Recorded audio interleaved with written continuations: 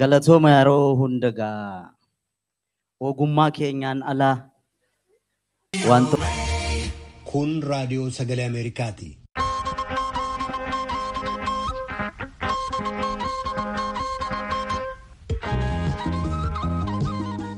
Raadiyoon sagalee Ameerikaa wixataa qabee haga jimaataatti galgala keessaa sa'a 2 walakkaa jalqabee haga sa'a 3tti meetir baandii 22, 25, 31 irratti Waashingtan DC irraa kan dabarsu sagantaa afaan Oromoo amma jalqaba.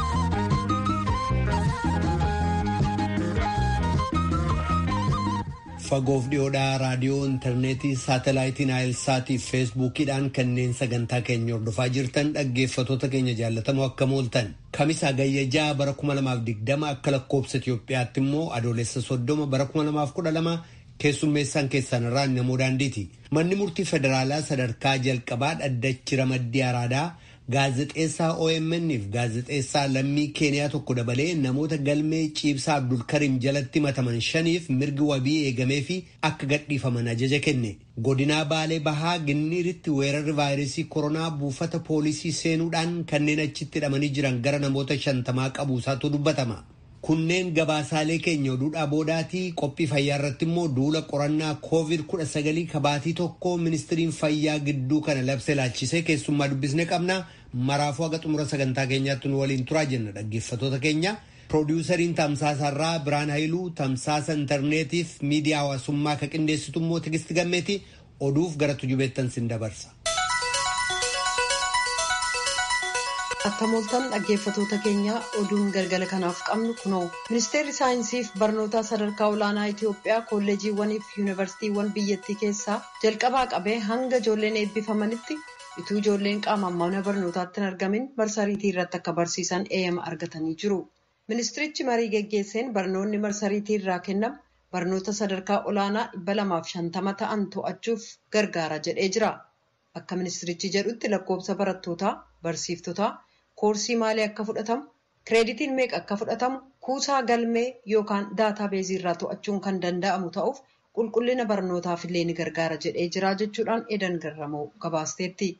Yuunivarsiitiin Dassee waaltaa qorannaa Naayiliif Awaashiif jedhu hundeessee jira. Hayyoonni akka jedhanitti waaltaan kun odeeffannoo waa'ee Biluu Naayiliif laga Awaash hawaasa addunyaaf kennuudhaan piroojeektiiwwan misoomaa irratti hojjechuuf illee daandii saaqa. Dasseen laggeen lamaaniif guddoo gumaachiti jedhameera. Biluu Naayil kan gara Masriitti yaa'u kan guddaa gumaachuu keessaati jedha Masfin Arraagee Dasseerraa. Gareen hayyoota jaarmiyaa fayyaa addunyaa kan WHO Afrikaan kibbaa vaayirasii koronaa biyyattii keessatti duuluu akka dandeessu gargaaruuf jecha gamasitti imalee jira. WHO'n ibsa baaseen akka jedhetti ogeessonni 43 kan to'annoo dhukkubootaaf ittisaa akkasumas barnoota eegumsa fayyaa kanneen kennan garee biyyattii keessaa COVID-19tti duulu deeggaruuf jiru.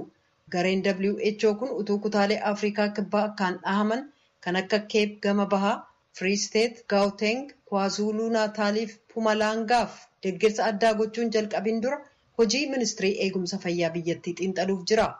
Afrikaa kibbaa keessaa namoonni 530,000 vaayirasii kanaan yoo qabaman kanneen 9,200 ta'an immoo du'aniiru.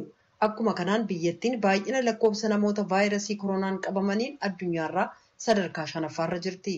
Kan dhaggeeffataa jirtan raadiyoo sagalee Ameerikaa sagantaa afaan Oromooti.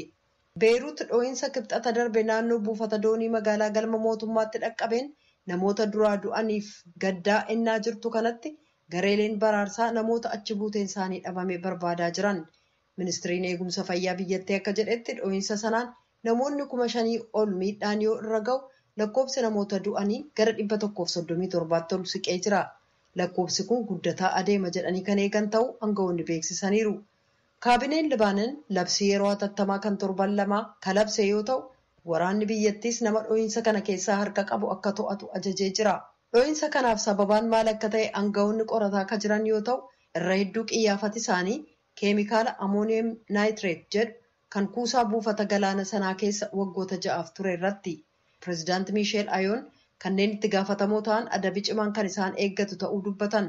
Dhoo'insi sun naannoo buufata doonii baay'ee barbaachisaa kan mancaase yoo ta'u hedduu cimaa waan tureef balbalaaf foddaa buufata sanarraa fagoo turan caccabsuudhaan biilsaalee hedduu miidhee jira.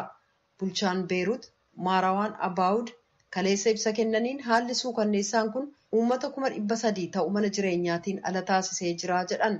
Balaa sanaan booda hospitaalonni namoota madaa'aniin guutamee jira. Kanneen irraa hafan fuulliif huccuun isaanii dhiigaan makamee daandii irratti argamaa turan. Jaarmiyaan fayyaa addunyaa hospitaalonni Beerut 3 akkaan miidhamuu ibsee hojiirra kan jiraatin tuquudhaan kanneen hafan 2 hangi tokko qofaatu hojiirra jira jedhee jira. Hawaasa addunyaa gaddatti dhaga'ame ibsuudhaan uummata Beerut gargaaruuf gumaachee jira. Hayyuun waaltaa dhukkuboota daariqaa Yuunaayitid Isteetsi vaayirasiin koronaa uummata addunyaa miliyoona 18.8 qabee kanneen 700,000 ol ta'an galaafate dhabamsiisuun hin danda'amu jedhan. Hoogganaan waaltaa dhukkuboota alarjiif daariqaa Dr. Anthony Fauci Reuters waliin gaaffiif deebii geggeessaniin akka jedhanitti sababa vaayirasiin kun baduu hin dandeenyeef waan akkaan daddarbu waan ta'eef garuu jedhan Fauciin talaallii gaariin yoo argamee fi uummata of eeggannoo yoo godhatan ni to'anna jennee abdannaa jedhan. Fauciin addunyaan vaayirasii kana waggaa tokko booda to'annaa jala oolchuu ni danda'a jedhanii talaalliin milkaa'ina qabus yeroo sanatti hojiirra ni oola jechuudhaan kan abdatan ta'uu of eeggannoodhaan dubbataniiru. Jalqaba waggaa dhuftuurra talaallii doozii miliyoona hedduu argachuu malla jedhanii kanneen oomishan bara 2020tti doozii biliyoona 1 argamuun ni danda'ama jechuu isaaniillee Fauciin tuqaniiru. Akka gabaasaa New York Timesitti hayyoonni eegumsa fayyaa gameeyyiin 400 ta'an waaltaan nyaataaf daawaa Ameerikaa talaallii COVID-19 uummataaf utuu hin kennin dura amansiisaa ta'uusaa akka mirkaneeffatu gaafataniiru. Oduun galgala kanaaf qabnu kanuma.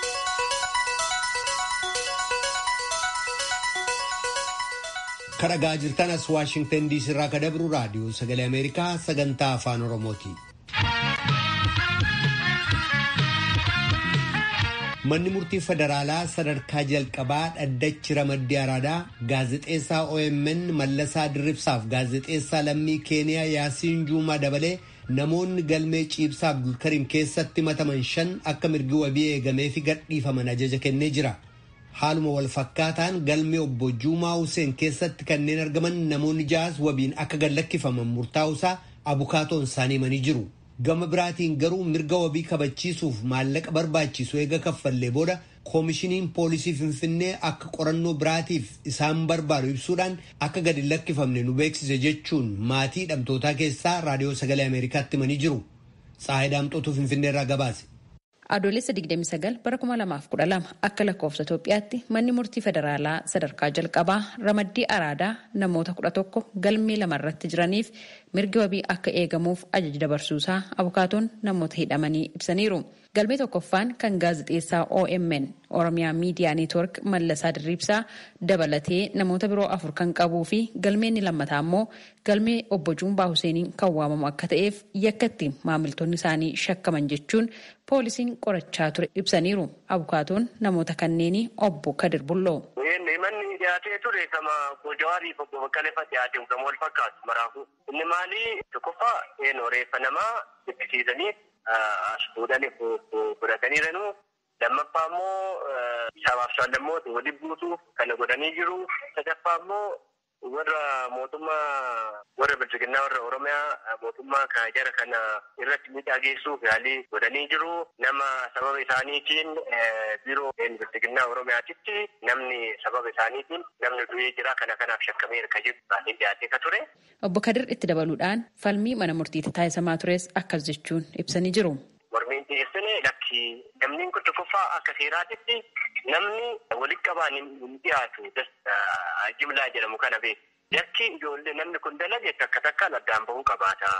Kana hin goone poolisii. Lammaffaa immoo jarri kun uummanni kun booya deeman malee wanna jakki isaan raawwatanii jiru. Poolisiin kana ta'ullee wanti mirkaneessa waan hin jirreef kana godhuun ammoo mirga namaa sababa hin taane uumuudhaan hidhanii kaa'uun seera waan hin hayyamneef manni murtii gaaffii yeroo dabalataa gaafatanillee armaan durallee yeroo 3 dhiyaataniiran kana mara mormaatullee dhumarratti ammoo yeroo dhumaatiif jedhameetti jara kana erga kenneen booda manni murtii nooka jenne yoo manni murtii ka dabalullee wanni jallee taate galmee isaanii laaleeti mirga wabii nu hayyamamu jennee akkaataa saniin galmee erga fudhateen booda galmee lamaan irratti warra keessatti hidhaman mirga wabiitiin akka ban jedhee manni murtii adeemsaa jedhee ture.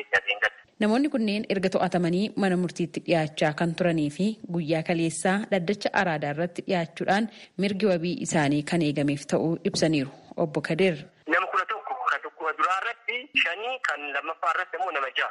Galmeen tokko kan Jombaa Hussein, Ibrahim Abdulatif, Kiyyaa Muhammad Jimaa, Obsaa Jimaa fi Alamaayyoo Galataa yoo ta'ani jarri kunniin qarshii 4,000 wabiin akka bahan ajajee jira. Biraammoo galmeen lammaffaa immoo kan obbo Ciibsaa Abdulkariim waamamu. Ciibsaa Abdulkariim, Mallasa Diribsaa, Fayyisaa Buusaa, Hasan Jimaa fi Yaasin Juma Workooliin Osembo gurbaa Keeniyaa san jechaadha. Jarri kuni marti qarshii 3,300 baasanii akka wabiin bahan manni murtii ajajee jira. Hidhamtoota kanneeniif mirgi wabii akka eegamuuf ajajni mana murtiirraa darbuu hordofuudhaan maatiin hidhamtootaa maallaqa mirga wabii ittiin kabachiisan kaffaluun yeroo gara waajjira poolisiitti deebi'an deebiin kennameef akka gadi hin lakkifamne ta'uus ibsaniiru. Aadde Taaddalaach Magarsaa haadha warraa gaazexeessaa Mallasaa Dirribsaati. Adeemsa ture akkas jechuun ibsaniiru. Kaleessa ganama mana murtiitti dhiyaatanii turanii 5 isaaniitu jechuudha. Kana booda mirgi wabii eeyyamamee fi manni murtii mirga wabii eeyyameefitu ture. Qarshii 3,000 kan faluufa qabutti manuwaatiidhaaf jechuudha. Sadeellee mana baankitti kan fallee xumurree turre ganama jechuudha. Kana booda sa'aatiin isaatu ga'ee yeroo nuti deebinutti abbaan seeraan jiru kan itti mallatteessu eegaan hin jedhani. Nama gadi galaatti eegaatuma turre bakka biraatii beellama qabaa kanaatiin jiru deebi'aan hin jedhani. Isaadhaa kana jechuudha. Akkasumaan kaanee ganama hiriiran jechuudha. Yeroo nuti akka eegaleetu hin dhufeen mallatteessee waan silaa xumuramuu qabu hundumaa xumurree jechuudha mana murtiiti. Waraqaa silaa xumuramuu qabu hundumaas xumurree bakka jarri jiran yeroodhaan dhutti seennee yoo isheen maalamni haalan nu keessummeessis hin turre as dhaqaa jira qaama jechaa oolanii walumaa gadi jejjeenaa ollee boodammoo oliyyannoo akka gaafatan nutti himanii. Kanaaf amma oliyyannoo gaafate manni murtii olaanaa jechuudha. Isaan keessaa namni tokko waamanii akka mana murtiitti dhiyeessan dhageenya. Kanaaf har'an ba'an jedhanii borummoo beellama borutti jedhani mana murtii olaanaatti jechuudha. Dhimma gadi lakkifamuu dhabuu namoota manni murtii mirga wabii isaaniif eege kana ilaalchisuudhaan Koomishinii Poolisii Finfinneerraa deebii argachuudhaaf carraaqqii taasisne har'aaf milkoofne. Ajjeefamuu Artist Hacaaluu Hundeessaa hordofuun naannoo Oromiyaa fi magaalaa Finfinnee keessaa namoonni 7,000 ol hidhamuu isaanii mootummaan ibsaa turuunsaa ni yaadatama. Gabaasa Raadiyoo Sagalee Ameerikaatiif Tsahaay Daamtoo Finfinneerraa. Dhaggeeffattoota keenyaa oduu amma Tsahaay irraa nu dhaqqabeen immoo manni murtii federaalaa sadarkaa tokkoffaa obbo Jawaar Mahaammadiif Baqqalaa Garba dabalatee shakkamtoota 14 irratti abbaan alangaa ragaa akka dhageessisuuf murtii kennuunsaa himamee jira. Obbo Jawaar Mahaammad, obbo Baqqalaa Garbaaf obbo Hamzaa Adaanee dabalatee shakkamtoonni 14 har'a gara galgalaa mana murtii federaalaa sadarkaa jalqabaa dhaddacha araadaatti ture ka dhiyaatan. Abbaan alangaa waliigalaa obbo Jawaar Mahaammad dabalatee shakkamtoota 14 galmee obbo Jawaar jechuudhaan galmee jalqabaa kabane yoo ta'u manni murtiis galmee qorannoo kanarratti akka abbaan alangaa ragaa namaa dhiyeeffatuuf agayya 4 bara 2012tti beellame jechuudhaan abukaatoon isaanii obbo Kadir Bulloo VOA'f ibsanii jiru. Kan dhagaa jirtan Raadiyoo Sagalee Ameerikaa sagantaa afaan Oromooti gabaasaa nutti ceena. Godina Baalee Bahaa Ginniiritti weerarri vaayirasii koronaa buufata poolisii seenuun namoota achitti hidhaman keessaa kanneen 50 ta'an qabuun himamee jira. Bulchiinsi godina Baalee Bahaa namoota biroo sababaa hojiin tuttuqqaa waliin qaban faana dha'uu fi hidhamtoonni kabiroon akka vaayirasichaaf hin saaxilamne manneen hidhamee jaawaa gochuudhaaf hojjetaa jirra jedha. Muktaar Jamaaltu Adaamaarraa gabaase. Godina Baalee Bahaa erga hundeeffamtee waggaa hin guunnee fi dhiheenya caasaansaa diriirfamaa fi jiru keessatti buufata poolisaa magaalaa Gindhiir argamutti hidhamtoonni hedduu vaayirasii koronaatiif saaxilamuu isaaniiti hawaasni naannichaa kan inni dubbatu. Namoonni VOA'dhaaf dubbatan akka jedhanitti hidhamtoonni kunniin yoo xiqqaate yeroo ji'a tokko gahuuf hedduminaan waajjiraalee poolisaa kanneen keessa turuu isaaniitu dubbatama. Maatii hidhamtootaa keessaa namni tokko maqaan isaanii akka hin himamne dubbachuudhaan VOA'dhaaf akka ibsanitti ilmaan keenya balleessaa isaan hin beekneen yeroo dheeraa achitti hidhamaatiniin turanii dhumarratti koronaadhaan qabamtan jechuudhaan yoo xiqqaate namoonni 50 ta'an vaayirasii koronaatiif saaxilamuu isaanii hubanne jechuudhaan raadiyoo sagalee Ameerikaatiif himanii jiru. Nooma irraa kuma hin qabnu kalee ganama wayita fe'anii deeman sanii koronaadhaa jedhanii ambulaansitti fe'anii. Roobe geessan nuun jedhan malee waan isaan keessa jiran homaan dhageenya. Ijoolleen asuma jirti roobe ma jirti malee amma reetii deemnee ija seennan hin garre qabatama waan ija seennan garre amma irraa himnuun qaba. Waajjira poolisaa jalqabatti hidhamanii maal ta'aniiti eessa jiranii waan jedhu waan ifatti isinitti man qabanii? Waa takkallee waan amma qabatamaan arginee himnuun qabnu gaafa duraa hidhamte ijoolleen bultiin 25 eegamana kanaa baate har'a nu badii isiillee irraa hin beekne. Nama meeqa akka taate fa'aa beektanii? Nama baay'ee wayita kaleega nama fe'an achi jirra nama 18 moo 19 waliin fe'an. Kaachi duraa 27 jedhan. Akkas ijoollee 52 jedhan. Ijoollee hidhamtoota qofa moo poolisiillee keessa jira? Nu qabatamaan waan amma poolisii kana hin beeknu malee poolisiillee nama 4 jira jechaa jiran. Lakkoofsi namoota vaayirasii koronaatiif saaxilaman jedhameetiniin buufata poolisaa magaalaa Gindhiir jirutti himamuu kunniin wal dhahaadha. Aangoonni mootummaa dabalateetiniin waan wal fakkaataa ibsutti hin jiran. Dhimma kanaan wal qabatee waajjira eegumsa fayyaa godina Baalee Bahaa magaalaa Gindhiiritti argamu itti aanaa hoogganaa waajjirichaa obbo Huseen Mahamud gaafannaaniin dhuguma buufaticha poolisii keessatti vaayirasiin koronaa tamsa'ee namoota irratti argamuusaa mirkaneeffachuu dubbatan. Hanga ammaatti namoota 48 poozitiif ta'anii hospitaala Baalee Roobeetti yaalamaa jiru. Namoonni hidhamanis jiru, miseensonni poolisaas jira. Poolisiin muraasa nama 2-3 kan hin caalle. Kun ammoo namoota mana sirreessaa jiran jechuun mana poolisii waajjira poolisii jiran. Hammam ka ta'an? Naannoo 48 akkas gahaa jechuudha. Waliigala haga har'aa guyyaa jalqabaarraa hanga har'aatti kan jiru. Namoonni vaayirasii koronaatiin qabaman jedhaman kunniin gama Baalee Roobeetitti imalchiifamanii hospitaala Roobee keessatti giddugala waldhaansa vaayirasii koronaatitti akka waldhaanamaa jiran dhageenyeetiniin jirra.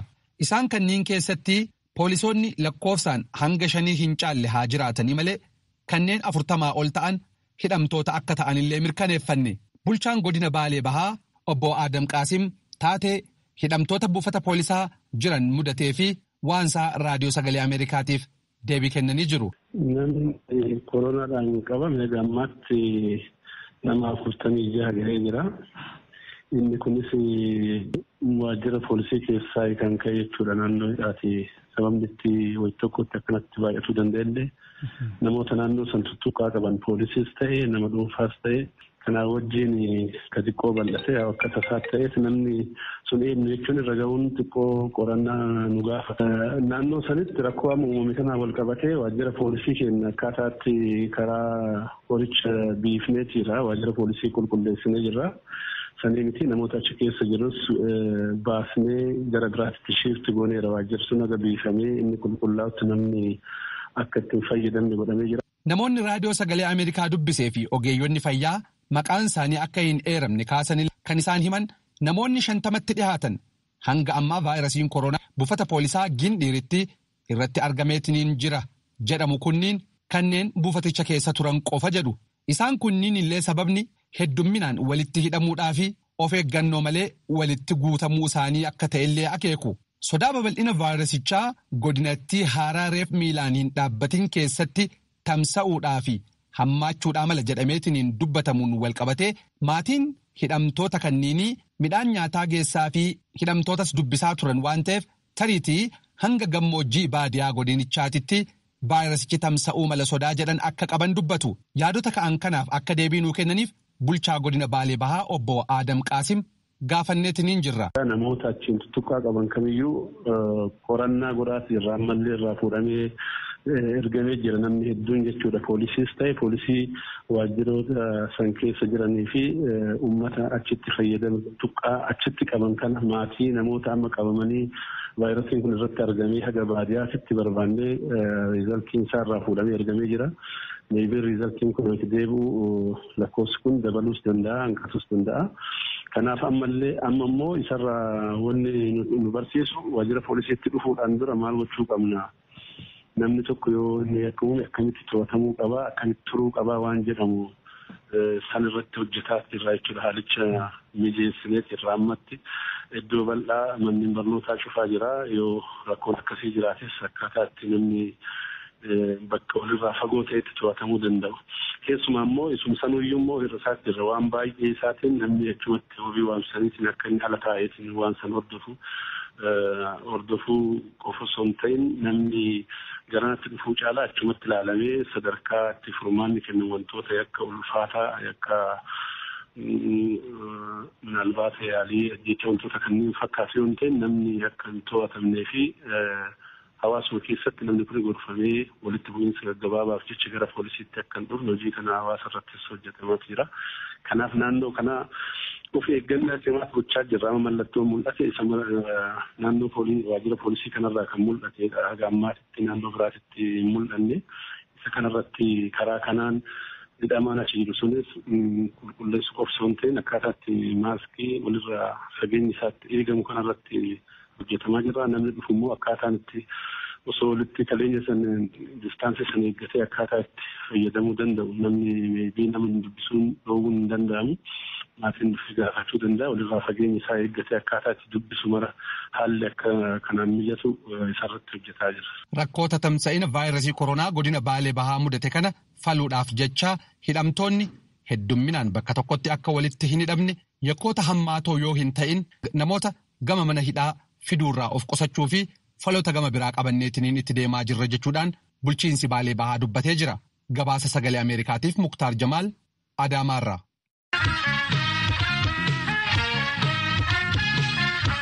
Kadhagaa jirtan as Waashingtan DC irraa kadabru raadiyoo sagalee Ameerikaa sagantaa afaan Oromooti. Sagantaan keenya yeroo mara raadiyoodhaan meetir baandii 22-25-31 irratti akkasumas saatalaayitiin Aayilsaatii fi feesbuukii keenya irratti kallattiin tamsaasama. Aga xumura sagantaa keenyaatti nu waliin turaa jenna.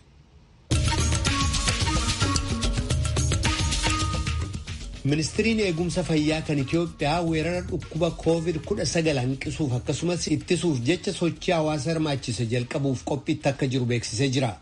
Qophii fayyaa irraatiif ministirii kanatti daayirektara kutaa dhimmoota koominikeeshinii kataan Dr. Taganee Raggaasaa Jaallanneen dhimma kanarratti dubbistee jirti. Kaayyoo duula kanaa gaafatamanii akkana jedhan Dr. Taganeen. Duulli amma gaggeessuudhaaf eegallee jiru kun kaayyoo gurguddaa lama of keessaa kan qabu. Jalqabaa yeroo ammaa kana tamsa'inni vaayirasii koronaa baay'ee hammaachaa dhufee jira. Iddoo tokko tokkotti wanti gaariin tokko tokko mul'atus akka waliigalaatti immoo yoo madaallee ilaallu uummanni of dagachuun baay'ee mul'ateetti kan jiru. Magaalaa keessattis baadiyyaallee dabalatee jechuudha. Kanaaf isa kana deebisnee uummanni keenya of eeggannaa akka cimsu keessumaa dhimmoota silaa koronaa irratti akkaataa itti dhukkuba kana irraa ofirraa ittisuun danda'amu. Hubannoo uumuudhaan qaamota laallatu hunda sochoosuudhaan miidiyaalee akkasumas abbootii amantaa namoota beekamoo artistoota illee namoota silaa hawaasa keenya hubannoo uumuu danda'u jennu hundaa sochoosnee ogeessota fayyaa dabalateedha. Hawaasa barsiisuu, hubachiisuu, akeekkachiisuu qaamoleen seeras isa kana keessatti gahee qabu. Karaa biraatiin qorannoo gaggeessuu kaayyoo of keessatti qabateedha. Lammaffaan isa kana. Asirratti Dooktar Dajane labsii ba'e kana kan gaggeessu mootummaa federaalaati moo bulchiisa naannoo adda addaati? Wal faana taaneeti kan gaggeessinu mootummaa federaalaa, ministeera eegumsa fayyaa fi mootummaan naannoo kana akka taask foorsiin yookiin immoo humni sadarkaa adda addaatti ijaaramee kan jiru sadarkaa naannoo irratti ni jira. Aanatti adda addaatti ni jira. Humna kana hundatu socho'ee waliin taaneeti kan hojjennu. Namoota hagamii dhaqqabna jettanii karoorfattan?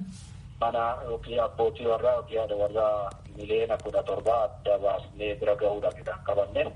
As keessatti immoo torban lamaan ittaanan kanaaf qorannaa gaggeessina jennee kan qabanne naamunaa saamuda fudhachuudhaan naannaa 200,000ti. 200,000 keessaa namni hanga 10,000 ta'u dhukkubni koronaa vaayirasii kun keessatti argamuun mala jennee adda baasnee jirra. Haala gaariidhaan deemaa jira. Gabaasa ammaa qabnuun egaa torbee isa dhufurraa kaasee immoo gara qorannaatti kan seenamu. 200,000 kan ta'an qorachuuf jettan namoota kan attamitti filtu? Protokoliin dhimma kanarratti qophaa'ee ni jira. Miliyoona 17 bira ni geenya yoo jennu maatii dabalatee gara miliyoona 70-80. Kun garuu adda baasuuf bira gahuudha. Saamuda fudhachuu fi qorannaa laaboraatoorii gaggeessuu nama 200,000 keessatti karoorfannee jirra. Naannoleen isa kana akkaataa naannoo isaaniitiin fudhatanii itti deema. Dhaabbileen qorannaa keenyaa guddatanii jiru yeroo ammaa kana. Dhaabbileen qorannaa laaboraatoorii 46 biyyaattis naannaa samuuda 10,000 ilaalaa jiru. kanneen yeroo gabaabaa keessatti dabalatanii hojiitti galan dabalatee gara 15,000 guyyaatti ilaalaa fedhan. Egaa kanaan wal qabsiisee haalli itti filatamuu danda'an namoota saaxilamoo ta'an, kutaa hawaasaa saaxilamoo ta'an adda baasuudha. Sanarratti hundaa'uudhaan ragaalee kana dura hojjetamaa ture wal qabate. Kana duras baay'ee hojjetamaa ture manarratti hawaasni keenya qorannaa kana shakkii tokko malee sodaa tokko malee fayyaa isaa of baree tokkoffaa ofiif vaayirasicharraa bilisa ta'uusaa baree maatii isaa akka eegu of akka eegu lubbuusaa akka baraaruu fi karaa biraa immoo namni qabames yoo jiraate nama hin qabamnetti akka hin dabarsineef kan mana isaatti adda bahee taa'uu qabu mana isaatti adda bahee akka turu tajaajilli hordoffiin fayyaa akka godhamuuf. Kan immoo gara wal'aansa dhaabbilee fayyaa wal'aansaaf qophaa'an deemuu qabu akka deemu akkasuma protookolii taa'ee jiru jechuudha. Akkaataa sanaan adda baasnee tatamsa'ii dhukkuba kanaa dhaabuudhaaf namoota dhukkuba kanaan qabamuu danda'anis xiqqeessuudhaaf hojii karoorfameedha duulli kuni. Nama miliyoona 17 hin qaqqabna yoo jennu nama hundaarraa naamunaan fudhatamu garuu haalli itti ho'ina qaamaa safaruun kallattii biraatiin immoo mallattoowwan agarsiisuu malan ulaagaaleen adda addaa jenne sana hordofuudhaan nama adda baasuudhaan manneen miliyoona 17 bira ni geenye jenne sana keessa kan adda bahuu danda'an yookiin naamunaan fudhatamuu fi mala jennee adda baasne karoorsineedha jechuudha. Egaa giddugaleessaan yoo tilmaamne manni miliyoona 17 jechuun hedduminna maatii tokko nama meeqa jettanii addu? Kun egaa giddugaleessa nama 5-6 yoo jenne mandeenuu akka danda'u tilmaamuun hin danda'ama. Walumaa galatti immoo maananii qabnu keessaa parsantii 80 ol hunda bira ni geenye. Dhukkubi COVID-19 lakkoofsaan dabalaa jira. Sababii ijoon maalidhaa? Bulchiisa naannoo jiran hundumaa keessaa immoo caalaatti kan dhukkubsattoonni argaman kun eessa?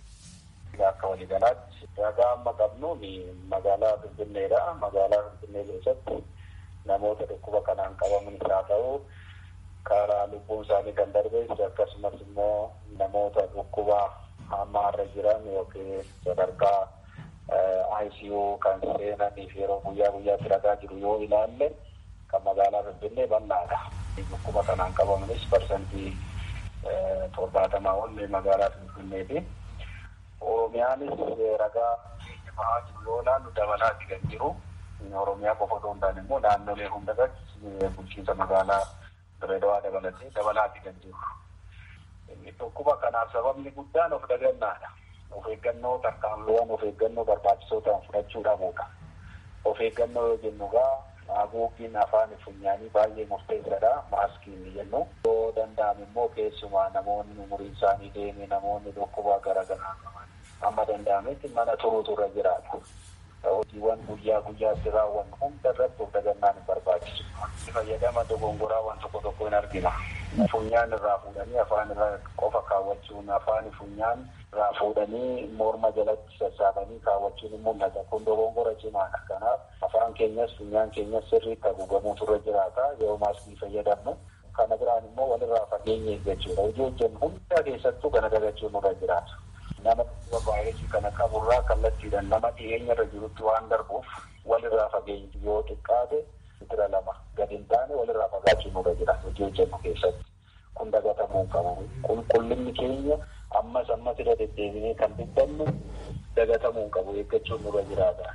Bishaan qulqulluudhaan dhiqachuun nurra jiraata. Walumaa gala haayijiinii qulqullinaa wal qabatee iddoo tokko tokkotti fooyya'insi jira. Iddoo tokko tokkotti immoo duubatti deebi'uu jira.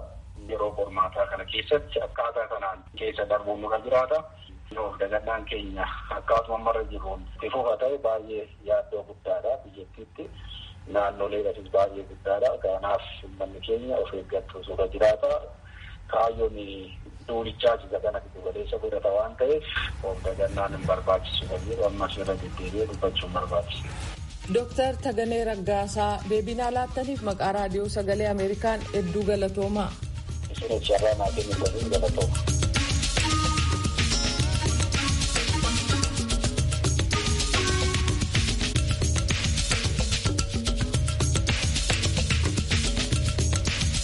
Raadiyoon sagalee Ameerikaa galgala keessaa sa'a 2:00 jalqabee haga sa'a 3tti meetir baandii 22 yookaan kiiloo heerzii 13,765 irratti meetir baandii 25 yookaan kiilooherzii 1240 irratti akkasumas meetir baandii 31 yookaan kiilooherzii 12